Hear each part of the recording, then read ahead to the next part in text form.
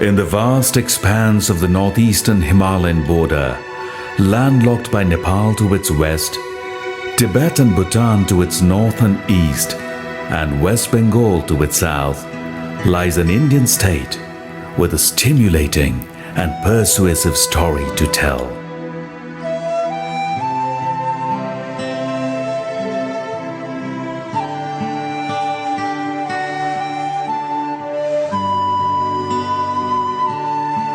Sikkim, a geographically and culturally diverse state heading towards a promising future.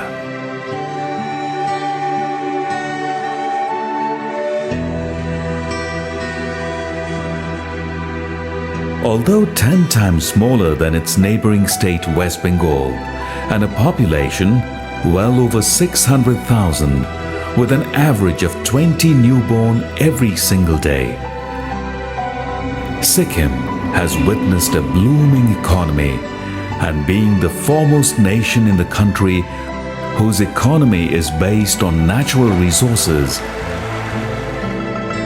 Sikkim has taken some valiant strides ahead, both socially and economically, over the past 20 years.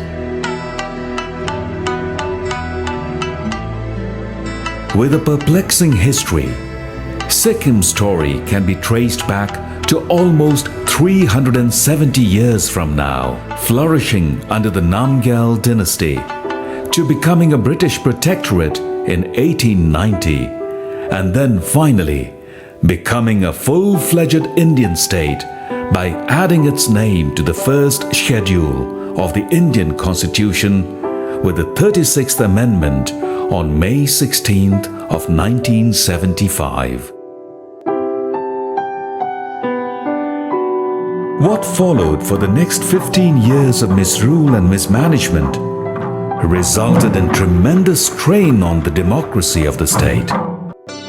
The present-day Sikkim, however, as one sees, is an evident result of years of meticulous and consistent planning under the Sikkim Democratic Front, which was elected back in 1994. Restoration of true democracy in Sikkim has always been considered the most cherished achievement of the Sikkim Democratic Front.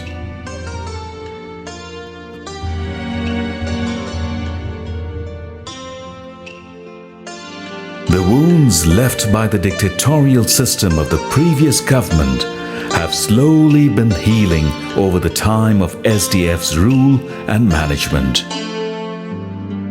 The near non-existence of organized crimes, extortion, and white-collar crimes clearly reflects the moral integrity prevalent in Sikkim. However, the unspoken achievement of emotionally integrating Sikkim with the rest of the nation is truly worth remembering and being talked about.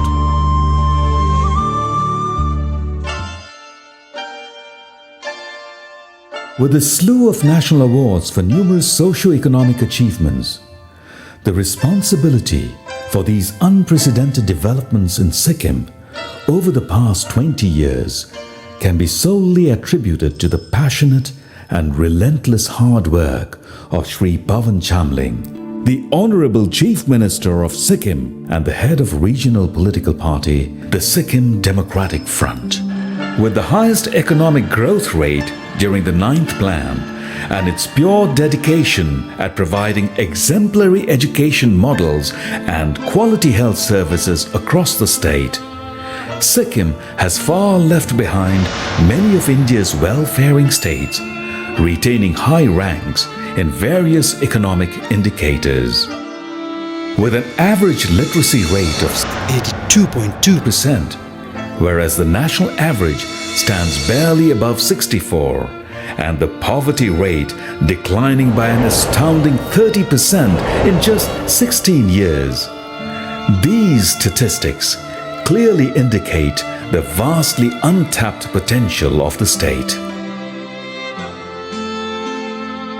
It has even been estimated that Sikkim will be the richest state the moment corrective measures get applied to some economic policies and industrialization processes.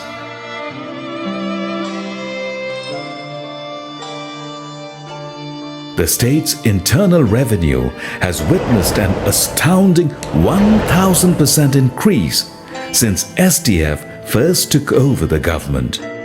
Sikkim commands third position in the whole nation for per capita plan expenditure.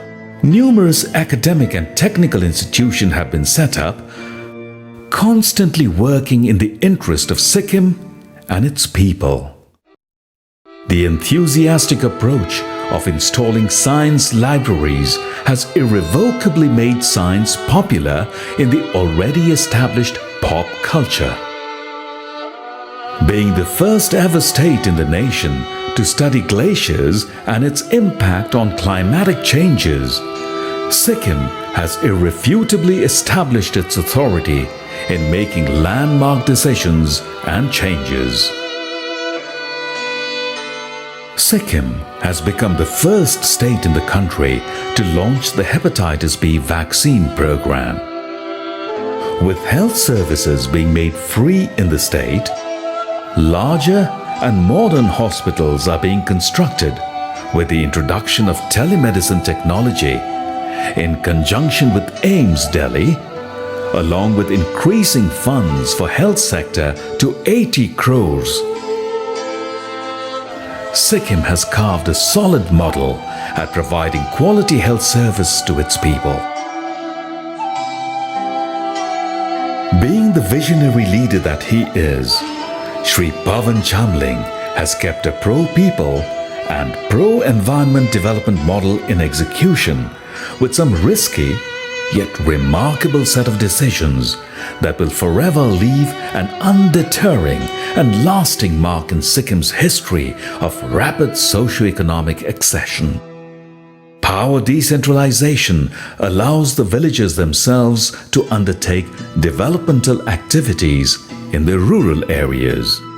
The debatable decision of investing up to 70% of the 95-96 plan budget on rural development has all but proved the illustrious wisdom of Shri Pawan Chamling that has fostered Sikkim's overall development. Facilities at par with urban areas have been provided at rural areas as well. Opening of the Nathula trade border, promoting organic farming to SDF's commitment of harnessing 5,000 megawatts seasonal hydropower from the Teesta Rangat river system are among the many examples that has propelled the state to take great strides of progress. The novel idea of involving society at large in nature conservation, Smriti Van, a concept where trees are planted on marriages, birthdays, anniversaries, demise, friendship, or in the remembrance of near and dear ones. Local communities have shown immense cooperation and participation in the planning and implementation of Smriti Van. With over 4% increase in the forest cover over the past years, the state is determined to protect its treasure by banning the use of plastic carry bags, the first state in India to do so. Communal and religious unity has been maintained by providing protection and preservation to festivals, languages, cultures, and traditions of all communities, and by respecting the faith, beliefs, and religions of all Sikkimese people in the state. Financial aids for uplifting various communities and repairing and maintaining monasteries in the state have unmistakably lent strong faith towards the government from the people. Even the simple measure of retaining photographs relating to Sikkim's history and culture has been provoked as an immeasurable token of appreciation from the government side to the great state itself. Sikkim has witnessed almost 200% growth in tourism over the past 20 years, driven by the motto of making Sikkim the #1 eco-tourism destination in the country. The state government has undertaken monumental efforts towards making this goal a reality. The initiation of the biggest water fountain project of the nation in Jorthan is one among the many ambitious visions of the SDF government, along with integrating the natural beauty and rich ancient heritage of Sikkim and promoting various pilgrimage sites across the state. Infrastructure development is being done at a rapid pace in all the corners of the state, and in the near future, the entire infrastructure will be completed to play its part as a major enabler for economic and social development. Helicopter services are one among the many steps taken to modernize tourism services, with currently 8 functioning helipads across the state. Various tourism services and wayside tourism amenities have given employment to more than 15,000 local youths. Even more remarkable is that tourism has increased the yearly revenue of Sikkim by 40 crores. Tourism festivals and training program have been held regularly for tourist and tourism stakeholders.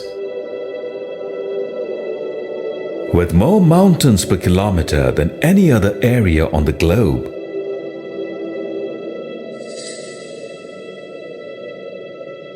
and almost half of Sikkim being covered with virgin forest, the whole prospect of tourism playing the key role in economic development has been well accepted nationwide. Women and child empowerment schemes have always been the integral aspect of SDF's vision for the state, and one of the primary reasons for their lasting popularity and adulation reflected from the people. Special reservations for women in municipal bodies, equal rights, reduction in female feticide, small family scheme, widow remarriage schemes are among the various projects initiated and successfully run by the state government that have returned phenomenal results and growth projections over the past 20 years, uplifting and empowering women and children from almost all walks and aspects of the society without any discrimination. Kishori Shakti Yojana, SSPAC and ICDS are also among the most successfully and actively running bodies contributing to child empowerment.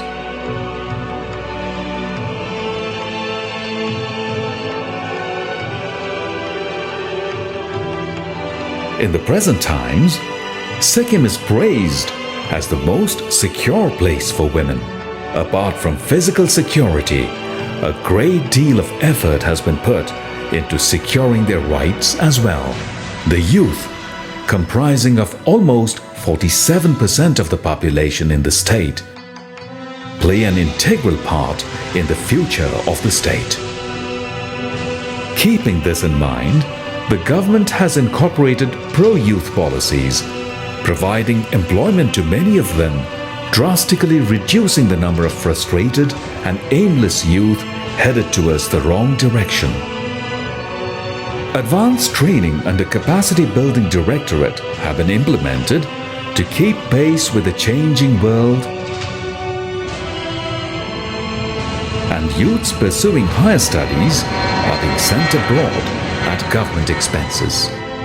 These landmark achievements have essentially contributed to much of SDF's success and getting re-elected now for the fourth time in a row.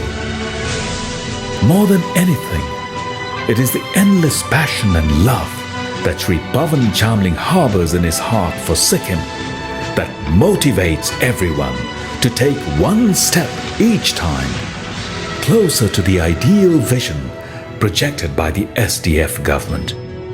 Most of the part, Sri Pawan Chamling explains, is as consistency and vision, and to put it in his own words, when we have a year, we cultivate flowers. When we have 20 years, we cultivate trees.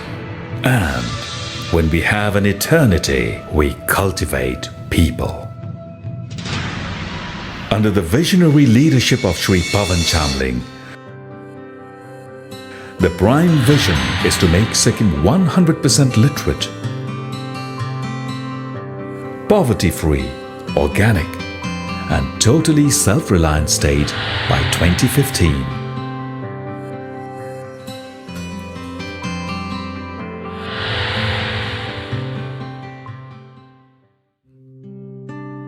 Having witnessed the rising tide of multi-dimensional developments, this vision might just be within our reach. As long as Sikkim is nurtured by the amity of the SDF government and guided by the immense wisdom of Sri Pawan Chamling, the winds of progress shall always favor Sikkim and its people. Never again would any Sikkimese ever fear change as the bully of time hindering the blessed progress of this great state of India, and instead cherish every moment as they always have been, they always will be.